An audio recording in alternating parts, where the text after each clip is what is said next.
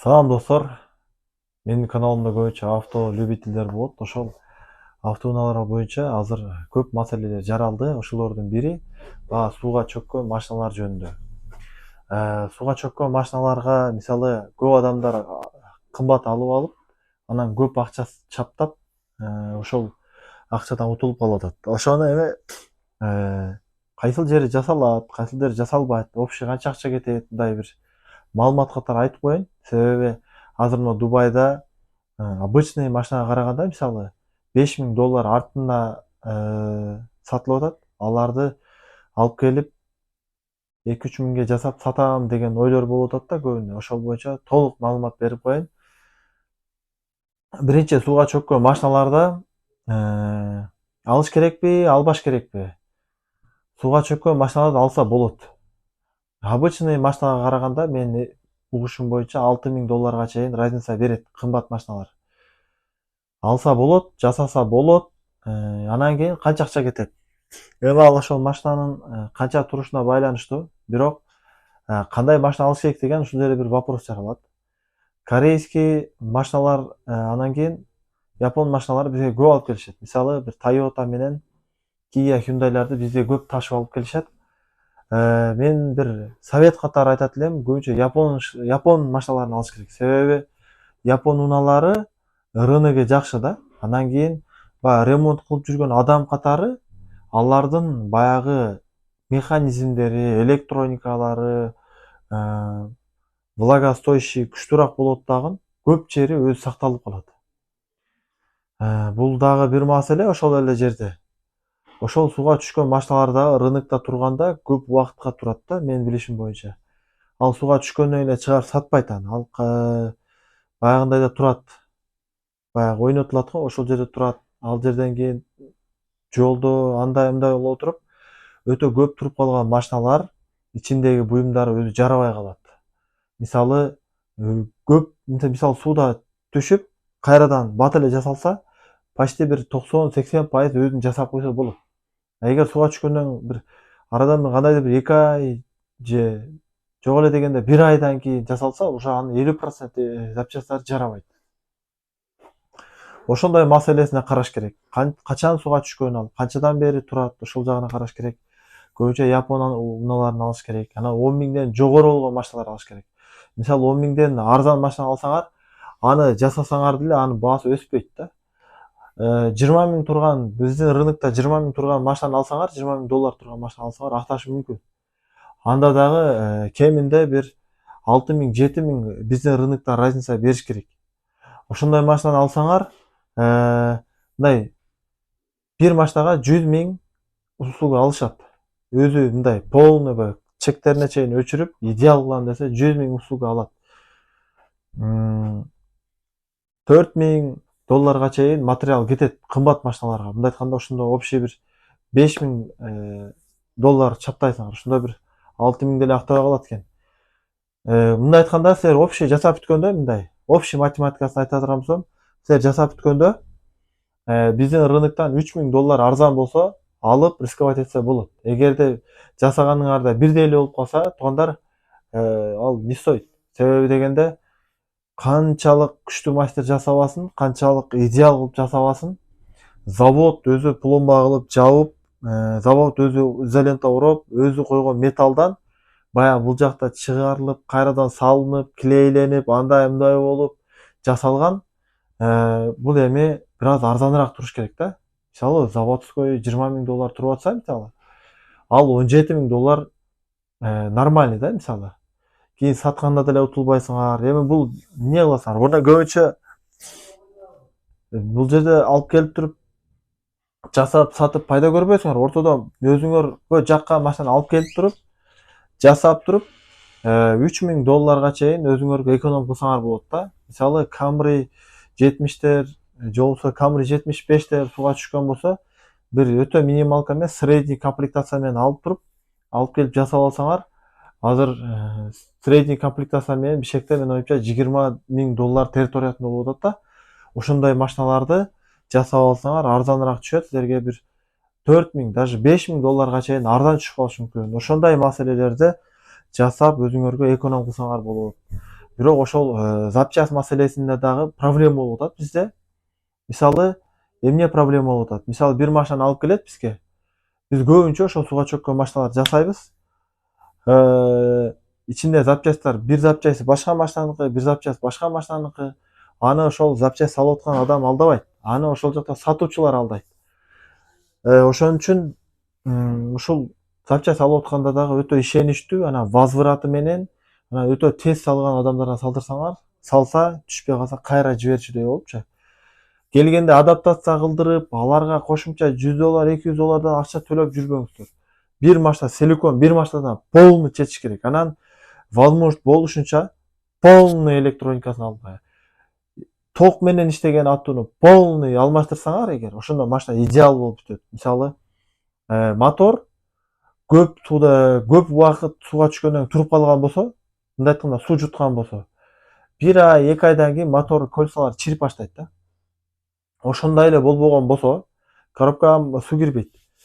Эгер суунун түбүнө туруп калса, коробкада суу кирип кетет. Анда уже коробканы, кыскасы, главный мотор менен коробка бүтүн болгон болсо, калган электроникасын полный алганыңар дурус. Мисалы эмне? Салондо силикон, мисалы, полностью. Торпедадан сырткары бүт бардыгы, шток, питок. Мүмкүнчүлүк болсо, шит приборлордон бери, зымдардан бери, торпедадан бери алыш керек. Себеби дегенде, мисалы, Toyota Camry'нин эле 4 комплектациясы бар. Мисалы, минималка, полсредний, средний, максималка болупчу. Алар бири-бирине түшпөйт. Түштө лишний кнопка же бир кнопка жок болуп, айтор болбойт да. Анан көбү XL, XS тааныбайт салып аткандар. Сатып аткандар тааныбайт. Ошон үчүн машина баягындай болуп калат.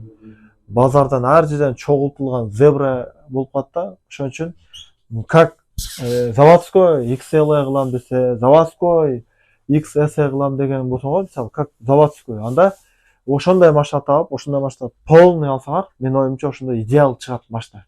Ошондой кылсаңар, ошондо бир $5000 расход кыласыңар. Эгерде эми услугалар менен нары бери жүгүргөндөр менен да, эгерде баягындай оталдырып алып эле, эң важный нерселерди иштетип алып айдайм десеңер, анын көп акча кетпейт анга. Анда дагы да көбүрөөк акча экономия болот. Мен бул маселе менен эмне айтайын атам? Мен бир видеомдо, мисалы, утопленник албагыла деген видеолорум бар да.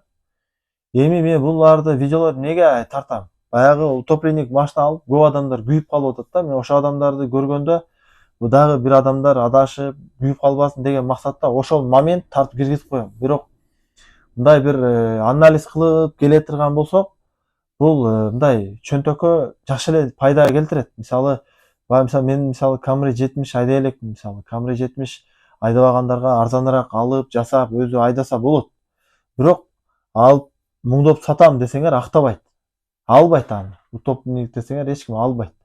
Устасына дагы туура устага бериш керек. Мисалы, ал деген могу мага келип бер деген сөз эмес. Просто мурда көп жолу жасаган адам болуш керек. Себеби утопленникти көп мындай оталдырып эле койсоң болду деп ойлойт да. Жаңы машиналарда бул датчик полоса, передний, задний, парктроника, камера, бул нерселер өтө татаал схемалар. Буларды силер сатып алсаңар 200 миңден ашык акча кетип калат. Ошон үчүн ошол системаларды жакшы түшүнгөн адамдарга барыш керек. Эң проблема бул ошол. Рулевой рейкалар, айтор ушундайлар, гибрид алган болсо вообще каша болот. Ошол сыяктуу ошол системалар жакшы түшүнгөн. Шток приборду мындай ремонт кылып өчүрө турган, баягынтип наклейка чаптап эмес, как заводской өчүрө турган уста табышыңар керек тагын. Анан кийин заказ беришиңер керек, машина келгенде дароо бериш керек. Тиги запчасть сала турган адамдарды дайындап алып, мисалы ушундай маселелерди дайындалып алып туруп, анан кийин алып келиш керек. Кимде бирөө алып алган болсо, анда устаны сураңыздар, мурда жасаганбы, точно ошол нерсени кылганбы, ошол жактарына караңыздар. Анан кайсыл жерлери көбүнчө өзү жасалат, кайсыл нерселер жасалбайт. Азыр бир нерсе айта кетейин. Так, мотор коробка өзү көбүнчө жакшы, өзү болот. Мотордогу көп эле датчиктер дагы өзү болот. Себеби влагостоящий защитасы болот көп запчасттардын. Эмнелери жарабайт? Компьютер, смарт блок, комфорт блок, ошол кээде смарт же комфорт болуп калат баягы комплектацияга байланыштуу. Анан кийин стеклоподъемниктүү кнопкалар жарабайт. Кээде умный фара, AFS система болсо алар дагы жарабайт. Кээде генератор дагы жарабай калат. Анан айнектин моторлору обязательно алмаштырылат. Андан кийин сиденьялар, электросиденьялар 100% алмашат. Себеби электросиденьялар электроникасын оңдоп кое берет, эптеп-септеп. Бирок ал бат-баттан иштеткени үчүн ичине суу кирген баягындай моторчик көпкө жарабайт да, көпкө жашабайт. Ал тез эле иш көрсөтөт. Бир күн эмес, бир күн баары бир башка алышка туура келет. Аны башка алып салып койгонуңар же хотя бы жок эле дегенде минималка, жөнөкөй ручной комплектация, LA комплектацияны отургучуна алып салып койгонуңар бул эң выгодный. Анан кийин айнектин моторлору дагы ушундай. Бат-баттан иштеткени үчүн алдынан ичине суу кирип, мен просто практикаман айтып атам. Муну жасап көрбөгөндөр өзүм жасап коём, андай мындай дей берет. Бул ал мен деле жасап коем. Жасап деле жүрөбүз. Айласы кеткенде. Бирок ал лишний звук менен иштейт. Мындай кар-кур деп обычно тунук иштебейт. Идеал иштебейт. Центральный замоктун активаторлорун өзүм жасаса болот. Аны эмнеге десеңер, ал сатылат. Кыргызстанда арзан эле сатылат. 400 сом, 500 сомго моторун алып салып койсо болот. Ошол эшикти ачылды, жабылды, лягушкалар иштебей калышы мүмкүн, а так жасаса болот. Ошол багаж, бензин куйгучтар, айтор ушулордун ачкыч жапкычтарын оңдосо болот. Мындай айтканда, баягы өтө көп иштебей турган буюмдар жасалат. Мисалы айттым го, көп убакыт туруп калса 50% буюмдар жасалат, 50% жасалбайт. Климат контролдор жасалбайт. Мисалы магнитофон, печканыкы, анан утопленникте эки түрү болот туугандар. Утопленникте мындай дегиле. Машина белчесине баткан, анан күндө туруп калган. Аны утопленник деп коет, бирок ошолор жакшы оңоюраак оңдолот. А эгер дарыяга түшүп кеткен машина болсо, анын мотору менен коробкасына гарантия жок. Ал 50-ге 50. Андай албагыла. Ошол бир аз сууда, селде калып кетип, анан кийин чыгарылып, ошондой болгон машина болсо жарай берет. А так баягы океанга түшүп кеткен машиналар көбүнчө мотору өлүп калып атат. Андайларды рисковать этип алып отурбагыла. Мындай полный сууга чөккөндөрчү, анын почти мотор, коробка, даже ходовойуна чейин кээде алмашып атат. Бир машина ушундай жасадык, почти 100% алмашып кетти. Рамасы эле калып калды. Ошон үчүн караштырып алыңыздар. Утопленный маселе боюнча эгерде бирөө жасап атып деле вопрос жаралып калган болсо, бизе өйдөдө каналда О канале деген жерде менин WhatsApp номерим бар. Ошол жака чалсаңар, мен мындай жардам берем. Мен запчасть боюнча эмем жок, бирок кандай кылып жасалат, мен ошону айтып берем. Оңой эле мындай түшүндүрүп берем. Ошонго туугандар адашпайлы, баягы алданып калбайлы, утулуп калбайлы главный. Андан кийин бул видеону дагы ошол машина сүйгөн, ошо Дубайдан машина заказ берем деп жүргөн тааныштарыңар болсо жөнөтүп бөлүшүп коюңуздар. Бардыгыбызга Алланын берекеси болсун. Силер дагы кандай ой максат тилеген болсоңор жетишкиле. Бул авто контентте Кыргызстанда кыргызча контент өтө аз. Колдоп бериңиздер. Чогуу өнүгөйлү, өсөйлү, жаштар ушу электроникага келсин. Чет өлкөдө чыкпай калсын, өзүбүздө иштейлик. Өзүбүз эле иштеп, өзүбүздү өнүктүрүп, заводдорду ачып, жок эле дегенде өзүбүз айдап жүргөн машинаны өзүбүз жеке ремонт кыла турган деңгээлге чейин жетели туугандар. Баарыңарга ийгилик. Ассаламу алейкум.